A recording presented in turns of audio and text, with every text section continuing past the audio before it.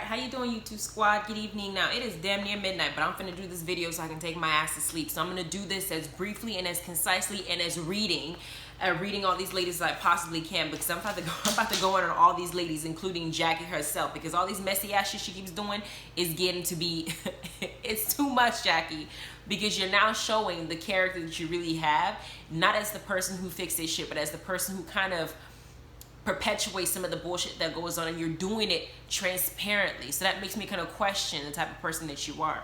So let's begin. The episode starts off where it left off last week, where they're talking about how Mariah is still feeling some type of way because she's being accused of doing cocaine.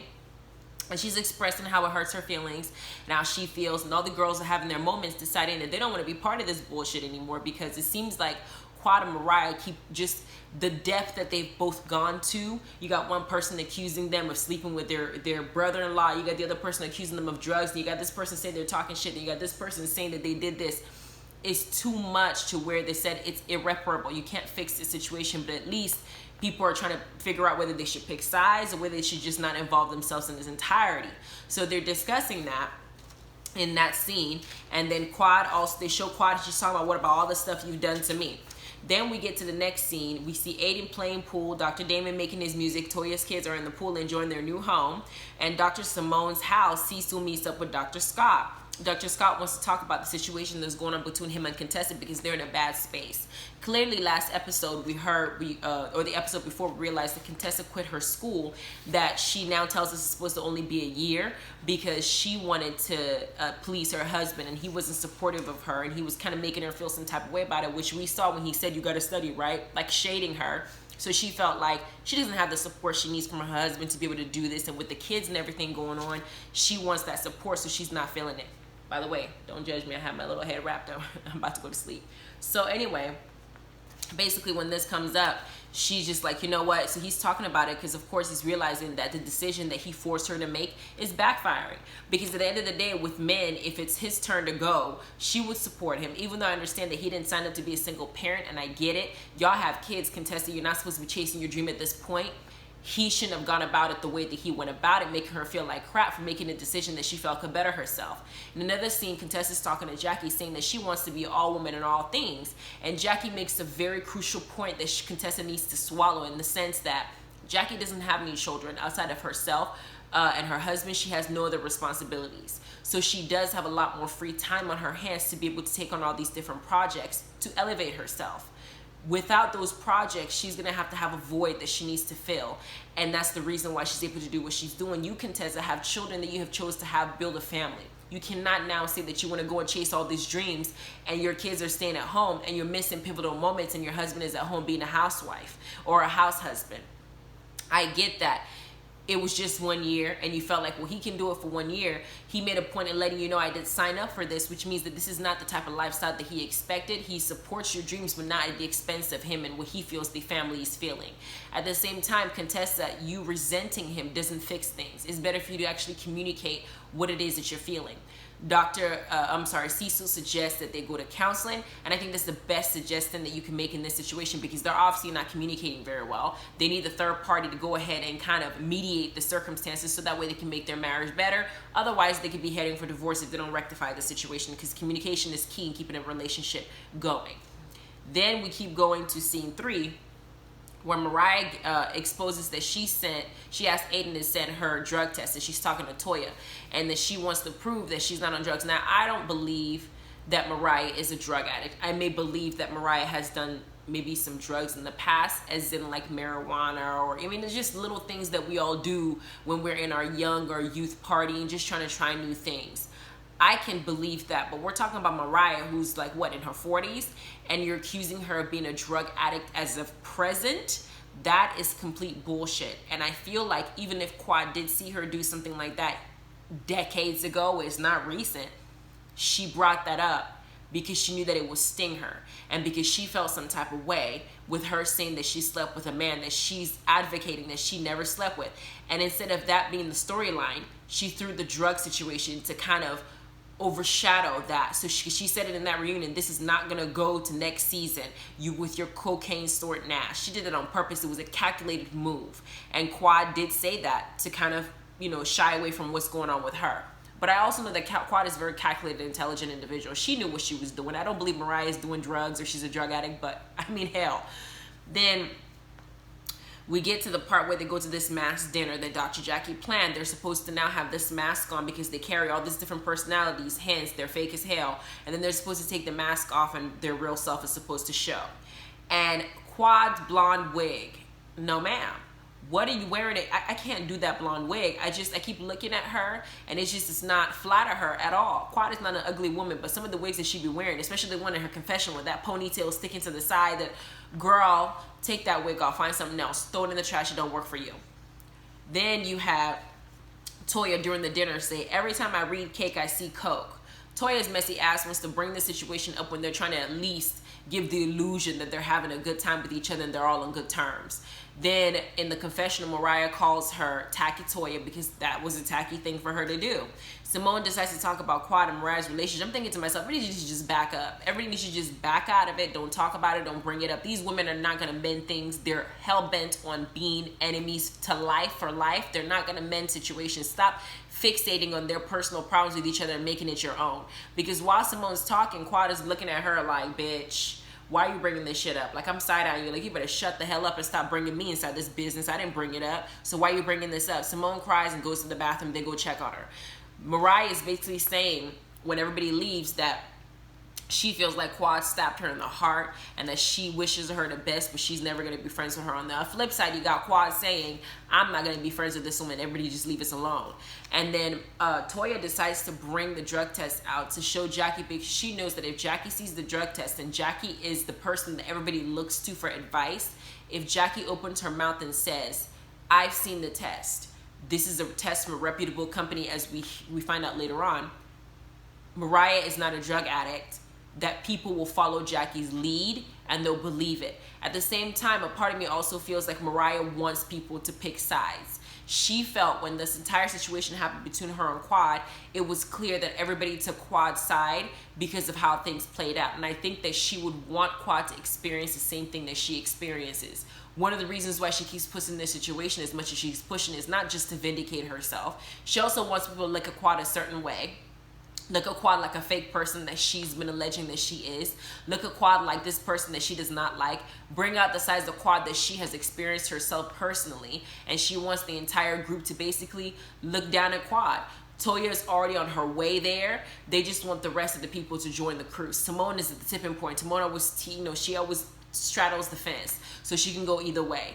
But then you have Buffy, Jackie. Heavenly's never going to take Mariah's side ever since she messed with Daddy. So I know for a fact that it's about sides at this point, and there's some lines that are drawn, and Mariah wants to know that people who are for her drew the lines for her side, and people who are for Quad drew their lines. She wants it to be that way. There's clear cut. There's no in between. And part of the reason why she's pushing this is to also, we all know that she ain't doing drugs. I don't think Mariah's a drug addict. Please, I don't. I feel like maybe she tried something in the past when they were friends, but I wouldn't go so far to say she's a freaking drug addict. And I damn sure won't bring up something she did in her 20s or her, stuff like that, because it was supposedly a 20-year friendship. I wouldn't bring that shit up now when they're both approaching 40. What, Quad is 36, Mariah's older than her. Like, why the hell would I bring that shit up now? It's not fair to do that. It's like, hey, she did something at 12 years old. Let's use it against her now. That's crazy. Jackie's messy self refuses to look at the drug test. Her excuse is that she doesn't want to be part of it. But in the podcast that her and Heavenly did, she brought up the drug situation. Messy self. Now that it's the opportunity for you to confirm it, you don't want to look at it. Jackie is extremely messy. She is shady as hell. In her heart and soul, she has not forgiven Mariah. She doesn't like Mariah. She'll never like Mariah. And that fake apology they keep giving each other just to save face.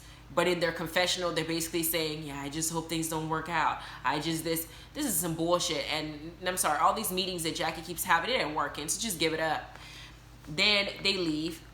Mariah goes to the van and she's talking to the driver about Game of Thrones.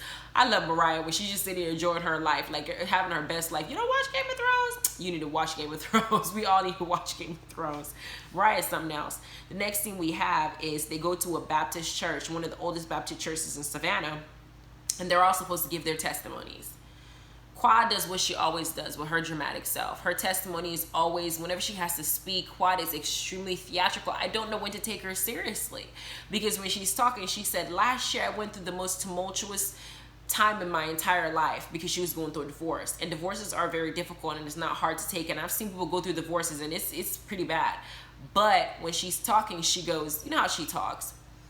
It's allowed me to be naked and bare my soul,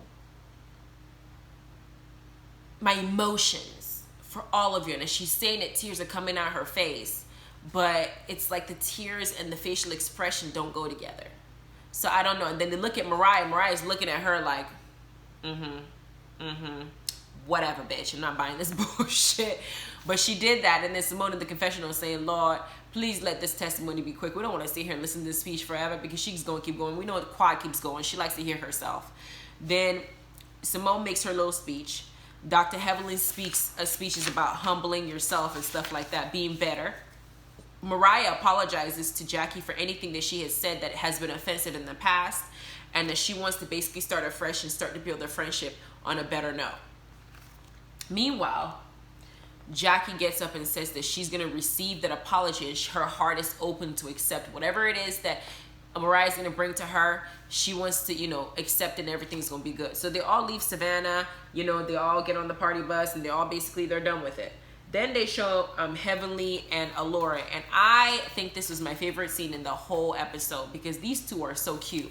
Allura is so much like Dr. Damon with the way that she handles Heavenly. She knows exactly the right things to say, not to set Heavenly off. She's very tactful in how she deals with her mom. She's very respectful, soft-spoken. She gets her point across to her mom without seeming abrasive. And she knows how to say the right things and kind of finagle her way, kind of like Dr. Damon does. Like, she looks like Heavenly, I feel like Allura looks like Dr. Heavenly, but she speaks like Dr. Damon. And she's a very intelligent girl. So I love how she deals with her mom. She's 13 going on 14 and she's mature for her age and she can handle herself. I don't think Heavenly have nothing to worry about. That girl is a wonderful girl. And I love that scene between them. Then the final scene we have is Mariah, Aiden, Toya, and Eugene meet up for to eat. And Toya brings up the quad again situation at the meal. And Aiden says that he wants to hear her side of the story. And Toya brings up the shadiness that that Jackie did, where she didn't even want to look at the test results to prove that this is something that was false and that this is something that was a lie, because here's the proof. Dr. Eugene makes it clear that when he looks at the drug test, that is from a reputable company and they can test stuff way years back, and if there is a pinch of drug in your system, they would find it. And they tested Mariah and proved that Mariah does not have anything to do with drugs. At least in recent times, she ain't done nothing. So Toya states that had Jackie even taken the time to look at those papers, it'd be cool. Dr. Aiden is all for his wife, and he says, you know what? I don't know why she didn't even want to look at the paper, because if she could just look at the proof, take 2 seconds to look at the proof, then it will help vindicate his wife. Mariah is starting, and Dr. Eugene says something that we all know, that Jackie's not going to look at something like that because, one, she's not fully Team Mariah, which she's not. Mariah, to her, their relationship is hot and cold.